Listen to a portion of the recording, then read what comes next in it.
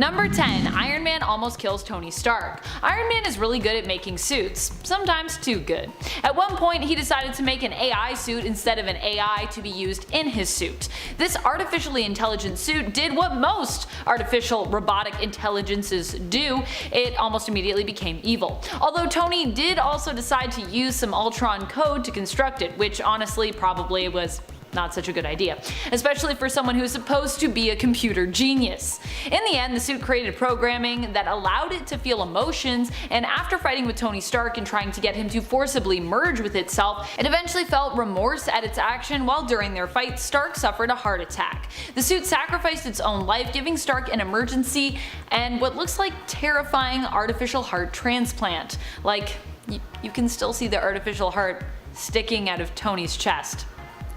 That does not look sanitary to me. Number 9. Ant-Man. During Marvel's Secret Empire event, you know, the one where Captain America revealed himself to be the supreme leader of Hydra, Ant-Man, like many of the other heroes, naturally sided with the hero side of things and was a dedicated member of the Underground. That is, until his daughter Cassie was abducted by Hydra and he was forced to not only comply with their every demand, but also report to them all the plans of the Underground resistance.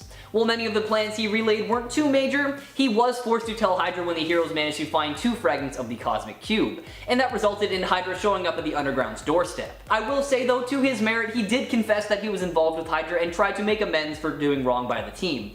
And he also played a huge role in restoring Steve Rogers when the Cosmic Cube reformed. Now if you've got the time, this storyline definitely deserves a read, starting with 2017 Secret Empire Volume 1, Number 0. Number 8. Zombie Hulk kills Zombie Iron Man. During the events of Marvel Zombies, pretty much almost all of the zombified heroes meet their end at one point or another, save for a lucky, or I guess unlucky, few. Iron Man is not one of the zombified heroes who makes it, however. He is one of the victims of Zombie Hulk, who kills a bunch of other zombies when they start getting angry with him for eating so much, as they fear their food supply of brains and meat is running low. Zombie Hulk crushes Zombie Iron Man to the point that blood sprays out of his mouth and eye holes of his armor. Basically, he squishes him like a grape. Number 7. Tony Stark sacrifices Tony Stark. In the Marvel Cinematic Universe, it was Tony himself who killed Tony, or while he chose to sacrifice himself in order to ensure the events of Thanos' snap at the end of Infinity War, which initially wiped out 50% of all living beings at random, including half the population on planet Earth, remained reversed, so unsnapped if you will. In order to bring everyone back, the heroes needed to time travel to retrieve the Infinity Stones and use them to create their own Infinity Stone Gauntlet. Then the question came of, who was going to wield it. The Hulk was the one to bring back everyone using the gauntlet, but Thanos from the past returned to threaten the heroic plans of the Avengers. He attempted to guarantee that his future self's plot, and really his own plot, remained successful, but Tony managed to get rid of him, wielding the gauntlet himself and using it to wipe out Thanos and his army with his own snap. Unfortunately, because Tony Stark is just a man at the end of the day, the amount of energy this required ended up killing him, despite him wearing his Iron Man armor at the time. Number 6. Dark Avengers kill Tony Stark's evil brain. In issue 190 of the Dark Avengers, we get a glimpse into the pocket reality of Earth 13584, where New York is one of the last vestiges of human civilization that various superhero factions fight for power over. One such faction is led by an evil Iron Man who is now just a brain. His armor was crushed by a giant Janet Van Dyne of the same pocket dimension reality. As his brain ejected from the armor, Trickshot of the Dark Avengers, Barney Barton, Clint's brother, shot the brain with an arrow, killing this alternate version of Tony Stark. Number 5. Captain America kills Steel Corpse. In an alternate reality belonging to Age of X, Tony Stark became consumed by a virus which fused him with his suit, causing him to slowly be digested by it. Ew. Formerly known as Iron Man, Tony adopted the mantle of Steel Corpse following this, which he thought was more appropriate considering, well, he was basically just a corpse in an armor. He joined the Avengers team in their mission to exterminate mutants, but when they decided to rebel against their mission directive, saving mutants instead, an emergency override system caused Stark to be unable to follow suit with the rest of his teammates. Stark told Captain America to save the mutants they were targeting, which he knew meant the Cap would be forced to kill him. Number 4.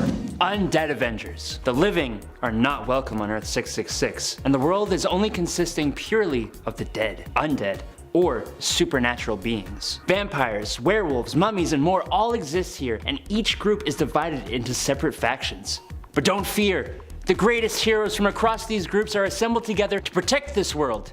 They are the Undead Avengers. This team is so cool. A Captain America who never recovered from being a werewolf, a part spider Natasha Romanoff, a devil Daredevil, a mummified Thor the Accursed who wields the backwards Mjolnir that casts black anti-magic energy, Vampire Wolverine, Hawkeye, Franken-Castle? I mean, come on. These guys come into conflict with Captain Britain when trying to defend the Orb of Necromancy in order for them to spread undeath across all of reality, and they first appear in Secret Avengers number 33. Number 3. Steve Rogers kills Superior Iron Man.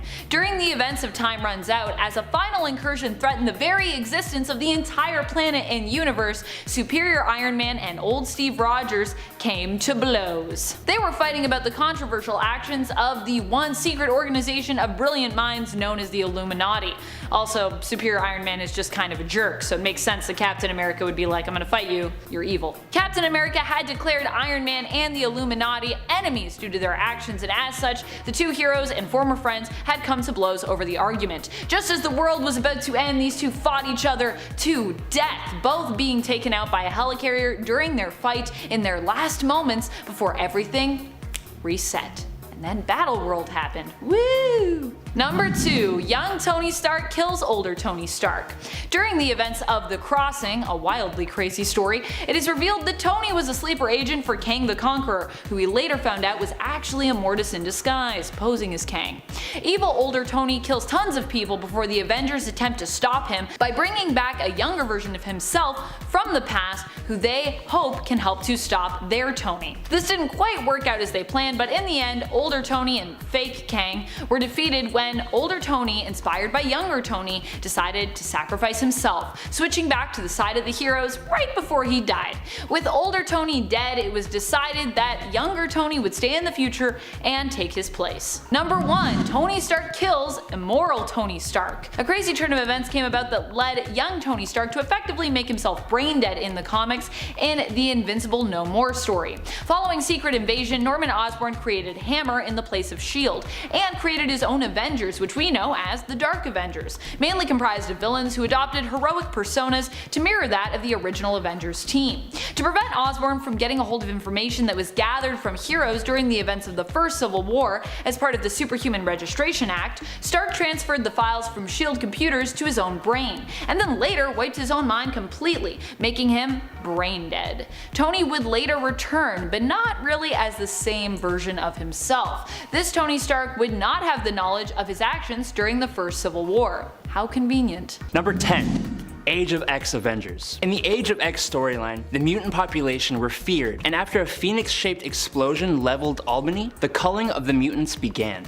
In response to this, the mutant Magneto used his powers to literally steal several buildings from New York and form Fortress X, a safe haven for mutant kind. This led to the creation of a team of non-mutant heroes by General Frank Castle, and led by Captain America, to hunt down this resistance of mutants. The team was made up of Captain America, Ghost Rider, who was killed prior to the actual assault on Fortress X, the Hulk, Invisible Woman, Redback, who is this universe's Jessica Drew, and Iron Man / Steel Corpse. While the team murdered a lot of mutants, Cap eventually called them off to instead defend the mutants, which activated Steel Corpse's Code Omega, causing them to take him out. There was also Plan B, which was the 2 megaton chemical that was carried by the Hulk. Luckily, the mutant population survived this twisted Avenger team. Number 9. The Avengers kill Iron Man. Okay, so the Avengers weren't solely responsible for his death this time around, but they definitely were the ones who caused it to happen.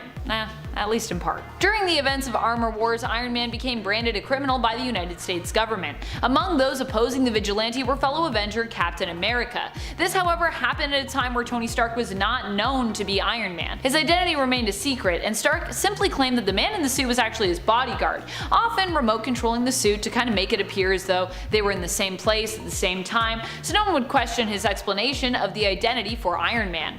In the end, Stark decided, because of being declared an outlaw, to kill Iron Man, claiming that the man in the suit was named Randall Pierce, and staging Pierce's death by allowing an empty remote-controlled piloted suit to be destroyed during a confrontation with the government. This would later allow Tony to reveal himself as Iron Man, though he would at first claim another employee of his had simply taken up the mantle. but we knew the truth. It was really Tony in that suit. Once again. Number 8. Deathlock Nation. On Earth 11045, the superhumans grew out of control. They began to take the law into their own hands, more and more, acting as judge, jury, and executioner. This led to popular support from the people for Operation Deathlock. Operation Deathlock was a plan conceived by Weapon Infinity of the Weapons Plus breeding facility called the World, to convert all superhumans into Deathlocks. The project began small, with a few normal human Deathlocks, and then those Deathlocks targeted specific heroes who were killed and then converted into super Deathlocks. No hero could stand for long, and soon, all superheroes were converted into mindless police robots, which actually resulted in a utopia. Eventually, these Deathlocks began spreading into other timelines and realities, only to be stopped by Apocalypse. This eventually led a team composed of Deathlock, Captain America, Cyclops, Spider-Man, Elektra, Hawkeye, and the Thing to come into conflict with Earth 616. Number 7. Cadaverous Avengers. Cadaverous Avengers were part machine, part man, and all influenced by the villainous Cadaverous. They show up in whatever alternate world J.J. Abrams and his son Henry Abrams' Spider-Man series is relegated to. I don't think it has an official number yet. It does have a temporary reality number though. This team seemed hell-bent on getting revenge on Iron Man, the only surviving Avenger left in this world. Well, I guess Peter was still alive at this point, and I mean, he's normally a part of the Avengers team, at least at some point, but I mean, in terms of the standard Avengers cast, we've all come to familiarize ourselves with through various forms of media, including the films. I mean, especially the films in this case, just based on the roster. These villainous corpse versions of the former heroes face off against the old Iron Man, Ironheart, Spider-Man's son Ben Parker, and his powerless but enthusiastic friend and love interest, Faye Ito, or is it Ito Faye? Needless to say, these evil counterparts at least weren't in control of themselves, but instead were being influenced by Cadaverous to fight against their former friend and colleague with the use of old Stark Tech neurochips. Number 6. The Gatherers. The Gatherers are a team of former Avengers of different alternate realities who survived their world's destruction, tricked by an alternate reality Black Knight named Proctor into believing that their world's Circes were to blame. Proctor united them together and gave them a single enemy, the Circe of Earth 616. The team consisted of alternate reality versions of Proctor, Rick Jones, the Thing or Korg, Swordsman, Black Panther, and the Vision, as well as some unknown original villains. But for them to carry out their vengeance, each member had to kill their Earth 616 counterpart within a certain amount of time, or they would die from cellular breakdown. What the members of the Gatherers did not know is that their leader, Proctor, was responsible for the destruction of each world they are from, as he drove that world's Circe into madness, causing her to lash out and destroy everything around her, all because of a bad breakup. Damn, dude! Number 5. Android Ultimates. The Android Ultimates come from Ultimates 3. They make their first appearance in issue number 4 of the Ultimates 3 series. This is where we first learn that these Ultimates aren't really the Ultimates at all, but replacements built by Ultron to act just like them. His plan is to use the team of robotic hero impersonators to destroy man and help the machines of the world rise up. Really all machines too. There's a weird part where they're talking about like, we as machines are just seen as these tools. Us toasters, we will unite. It's like very strange. Of course, the Ultimates themselves will have a few things to say about that whole plan. Ultron styles himself after his father AntMan, but he and his team wouldn't make it past the next issue. It would later be revealed that their leader Ultron wasn't actually fully in control, but instead was being puppeted by Dr. Doom. So many reveals where people are actually being controlled by someone else. Number 4. Swordsman. The Swordsman was Hawkeye's mentor and a criminal who tried to join the Avengers just so that he could take advantage of the benefits. When they turned him away, he was approached by Iron Man's archenemy, the Mandarin, who gave him a new sword and a special mission: to infiltrate the Avengers and destroy them from the inside. Mandarin engineered a plot to trick the Avengers into thinking that Iron Man had vouched for the Swordsman. The ploy actually worked, and Swordsman was allowed entry, but not without gaining the suspicion of his new teammates. And honestly, rightly so, because Swordsman planted a bomb in Avengers Mansion, just as he was told to, but began to have second thoughts because of the feelings he developed for Scarlet Witch. When he tried to remove the bomb, he was caught by Captain America and forced into a fight. Despite the Swordsman's betrayal, years later he was actually forgiven and welcomed back onto the team alongside his wife Mantis. Honestly, I really think the Avengers are just a little bit too trusting sometimes. Number 3. Dark Avengers. The Dark Avengers technically hail from Earth 616, but they are a completely alternate team when it comes to their roster and in general their backstory and motives. Well, that is, In a way, the Dark Avengers do attempt to do good, but they are just all approaching it from a more villainous side. And many of the team members don't do good for the sake of doing good, but have their own ulterior motives. So can we really call that good? That's a philosophical question for you. The Dark Avengers were introduced when Norman Osborn was given reign over the heroic team after he'd been declared a hero for killing the Skrull Queen Varanki. Aside from getting to build his own Avengers team, which would replace the previous one, S.H.I.E.L.D. had been disbanded and Osborn was allowed to create his own organization to replace it, using the acronym HAMMER, which really doesn't stand for anything. Osborn just thought it sounded cool, so that's not really an acronym, it's just capitalized letters at that point. He pulled together his own Avengers team, which publication-wise became known as the Dark Avengers, composed of various Marvel villains, anti-heroes, and misled heroes in some cases, or heroes who were just like really lost at the time, who Osborn united when the standard Avengers hero members refused to join his team. He did try though. He was like, hey Carol, come be on this team. She was like, hell no. Number 2. Zombie Galacti. I think most of us are familiar with Earth 2149, which is the home of the Marvel Zombie storyline. Here, a separate reality zombie-infected sentry was sent by his Earth's Watcher. The Avengers were the first on the scene and quickly died or were infected, with the rest of the population falling quickly afterwards. Once the Herald of Galactus, the Silver Surfer, showed up to announce the arrival of Galactus, he was consumed by Hulk, Wolverine, Spider-Man, Iron Man, Giant Man, Power Man, and Captain America, who absorbed his powers and used it to toast other zombies to improve their flavor. Gordon Ramsay would not approve. The Zombie Galacti used the machine to unite their power cosmic to take down Galactus, and after fighting their zombie villains, consumed and absorbed his power too, using it to spread the infection throughout the whole of their universe. Number 1. Revengers. The Cancerverse Avengers, known as the Revengers, hail from a reality where the world was turned upside down by the fact that death was defeated. I know, how can you kill death? Well, apparently when you make deals with elder god-like beings, anything is possible, like what happened here. In a bid to save Captain Marvel from life-threatening cancer, a deal was struck with the Many-Angled Ones. As a result, Death ended up dead, which actually resulted in the whole universe becoming a perverted version of itself. You'd think without Death around, the universe would become like a paradise. But no. It became rank with disease that spread and basically couldn't die, becoming known as the Cancerverse. All the heroes who remained here were made to serve the Many-Angled Ones, becoming their loyal servants and attempting to invade other universes eventually and conquer them in the name of their Lovecraftian horror-esque gods, Avengers included, or Revengers included. Number 10. Tony Stark.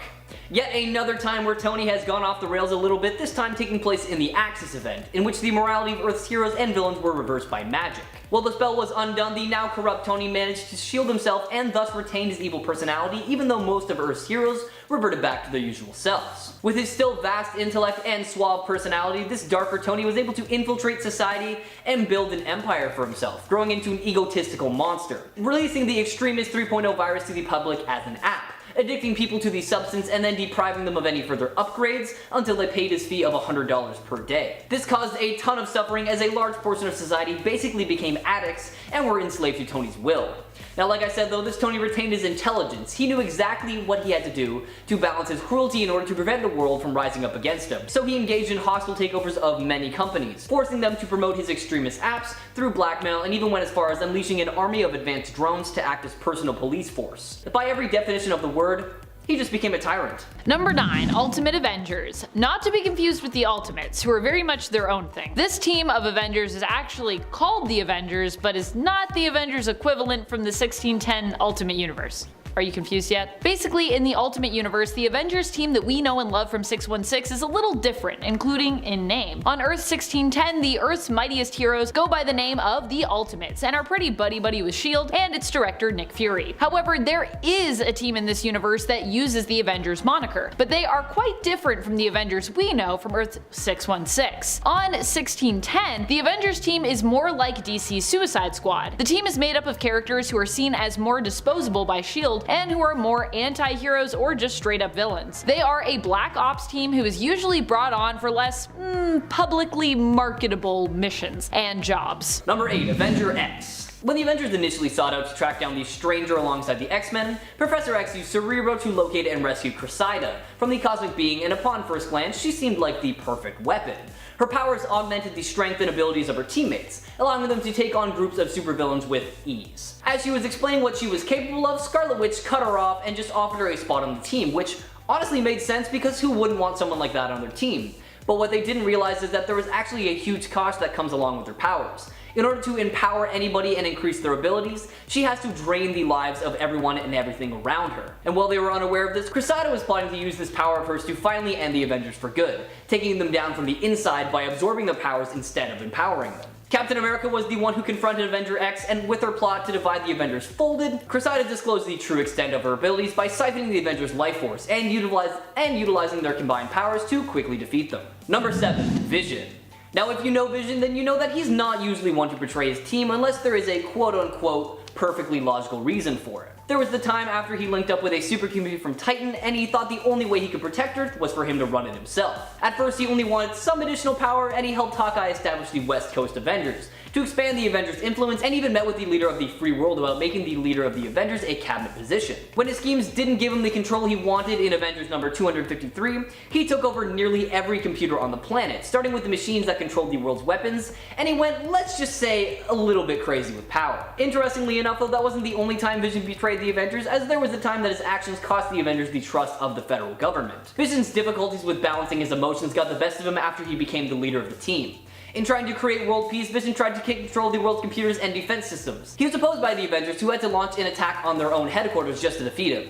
Vision eventually realized his mistake and tried to atone for his crime, but unfortunately the damage was already done. Number 6. Quicksilver. Pietro Maximoff started off his costume career as Quicksilver on the wrong side of the law, working with his sister Wanda on Magneto's Brotherhood of Evil Mutants. Eventually deciding to reform, Pietro and Wanda would join the first new lineup of the Avengers alongside another former criminal, Hawkeye, under the leadership of Captain America. Quicksilver blamed the Avengers for his strained relationship on his sister and his wife, and he gave government information to get back at them. In 1986, the East and West Coast Avengers were playing baseball when they received a surprise visit from the Freedom Force, a group of X-Men and villains released from prison to work for the government. Mystique, leader of the Freedom Force, announced to the Avengers that they were to be arrested for treason.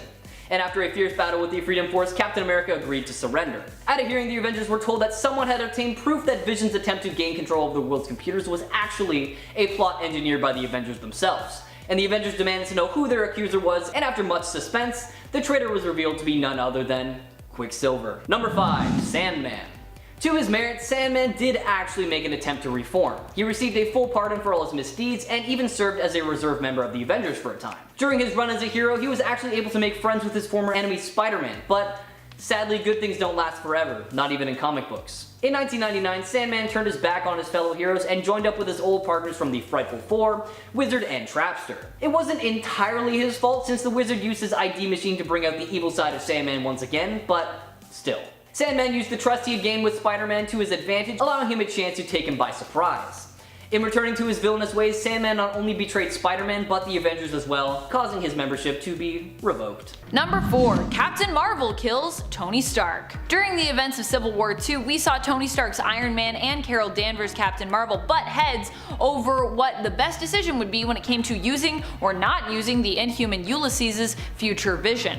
This all happened after Carol had been attempting to fight Thanos, whom Ulysses had predicted would return, and during the fight, Rhodey, aka War Machine, was killed. Carol was for using Ulysses' visions to prevent possible catastrophic events, whereas Tony was against punishing or arresting people based solely on Ulysses' visions, which he thought might be flawed. The Civil War ended with Carol seemingly killing Tony, though it was later revealed he was still alive, but in a coma, and then of course later on he woke back up, and he would actually even come to forgive Captain Marvel. And now they don't really talk about the fact that that all happened. Number 3. Dr. Druid. While most would consider Dr. Druid to be a pretty obscure member of the Avengers, he's actually spent enough time with the team to make his eventual betrayal memorable. Dr. Druid is a sorcerer who practices Celtic magic that he picked up from the Ancient One. His magical abilities are overshadowed by another one of the Ancient One's peoples, Doctor Strange of course. I know it seems like he is just a minor character, but trust me, he is not. Dr. Druid was still a fairly new addition to the Avengers when he had the sudden impulse to become its leader. He started out by undermining the current leader, Captain Marvel, aka Monica Rambeau. He questioned every move she made and constantly stated that the Avengers needed a much stronger leader. And when Captain Marvel had to temporarily step down for medical reasons, Dr. Druid used his mental powers to manipulate the Avengers into electing him as the leader in Avengers number 294. And in this time, he also forced She-Hulk to fight her fellow Avengers, which ultimately led to her quitting the team. As it turned out, though, Druid himself had been under the control of Kang's wife Ravonna, who used him to gain control of the rest of the Avengers, and after Druid was defeated and lost in the time stream, the Avengers actually disbanded for a while. Number 2, Wonder Man. The ionic energy-powered superhero Wonder Man has a long history with the Avengers that goes all the way back to his debut in Avengers number 9 in 1964, the same issue in which he also died. Wonder Man was resurrected years later and has become a staple in the Avengers ever since, either serving on the main Avengers team or in the West Coast branch. When Simon Williams first joined the Avengers, his life actually depended on betraying them, and here I'll explain why. Wonder Man acquired his powers from Baron Zemo and the Masters of Evil. Zemo used an experimental ionic ray to give him his powers, but the effects would end him if he didn't receive a weekly antidote. In order to get that antidote, Wonder Man had to infiltrate the Avengers' ranks and deliver them to the Masters of Evil. Wonder Man led his new team into an ambush, but changed his mind when the fighting started.